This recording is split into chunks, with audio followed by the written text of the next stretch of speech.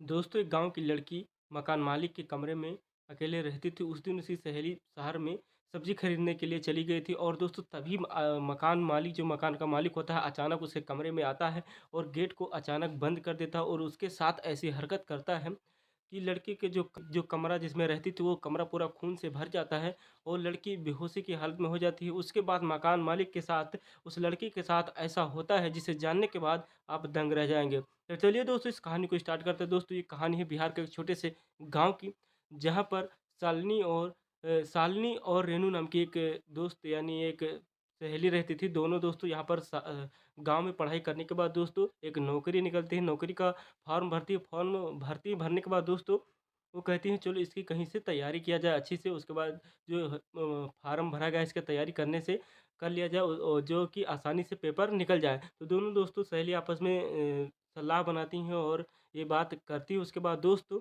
10-15 दिन के अंदर ही वो दोस्तों शहर के लिए रवाना हो जाती हैं। दोनों लड़कियां दोस्तों शहर में जाकर दोस्तों उस नौकरी का तैयारी करने के लिए एक अच्छी सी कोचिंग ढूंढती हैं। कोचिंग दोस्तों मिल जाती है। कोचिंग मिलने के बाद दोस्तों सब दोनों लोग कोचिंग ज्वाइन कर लेते हैं और वहाँ पर आसान से एक मकान मिल जाता है किराए पर मकान लेती हैं। उस कमरे में रहती हैं। करीब दोस्तों ये मामला 3-4 महीने हो गए थे और दोस्तों वो पढ़ने जाती थी। पढ़ने के बाद दोस्तों आती थी अपने रूम पर खाना बनाती थी। खाना बनाने के बाद दोस्तों फिर अगली सुबह पढ़ने जाती थी। वहाँ से आती थी फिर यहाँ पर भी पढ़ती थी। दोस्तों अच्छी से तैयारियाँ वो दोनों लड़कियाँ करती थी। अब दोस्तों जो मकान मालिक था, लड़की काफ़ी ज़्यादा सुंदर और सुशील थी, इसलिए दोस्तों जो मकान मालिक था उसके पीछे पड़ जाता। लेकिन लड़की को नहीं पता था कि उसके साथ ऐसा होने वाला है। अब दोस्तों ऐसे ही 2-3 महीना बीत जाने के बाद दोस्तों एक दिन ऐसा आता है कि दोस्तों मकान मालिक की बीवी और दोस्तों जो लड़की थी शालिनी, दोनों दोस्तों चली जाती हैं मार्केट। अब दोस्तों जो लड़की रेनू थी वो दोस्तों कमरे में अकेले बचती हैं। अब अकेले बचने के बाद दोस्तों जब वो बाजार चली जाती हैं दोस्तों वो अकेले पड़ रही होती है कमरे के अंदर। दोस्तों जो उनका कमरा था उसी मकान मालिक के घर के एकदम जस्ट बगल वाले कमरे में था। नहीं, उन्हीं के घर में पीछे का कमरा था, वो किराए पर दिया था उसने। अब दोस्तों अचानक जो मकान मालिक होता है दोस्तों अचानक आ जाता है।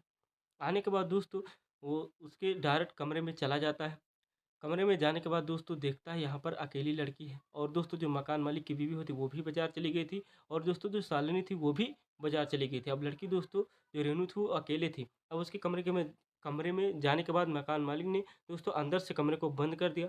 बंद करने के बाद दोस्तों उस लड़की के साथ अपनी पूरी मनमानी किया और लड़की की दोस्तों प्राइवेट पार्ट में इतना सारा जख्म कर दिया और दोस्तों लड़की का जो कमरा था वो कमरा दोस्तों पूरा खून से भर जाता है और दोस्तों लड़की बड़ी गंभीर रूप से दोस्तों वहाँ पर बेहोश हो जाती है। जो मकान मालिक था बड़ी निर्दयी तरीके से उसके साथ रेप करता है, गलत काम करता है। पूरी हरकत करने के बाद दोस्तों जब उसका मन भर जाता है वहाँ से वो दोस्तों फरार हो जाता है। अब दोस्तों वो घर छोड़कर भाग जाता है। तब तक दोस्तों उसकी बीवी और शालिनी दोनों मार्केट से सब्जी लेकर वापस आ जाती हैं।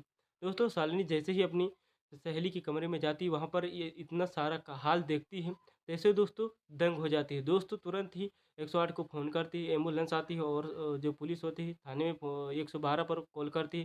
तुरंत पुलिस आती है और दोस्तों मामले को गंभीर रूप से लेती है।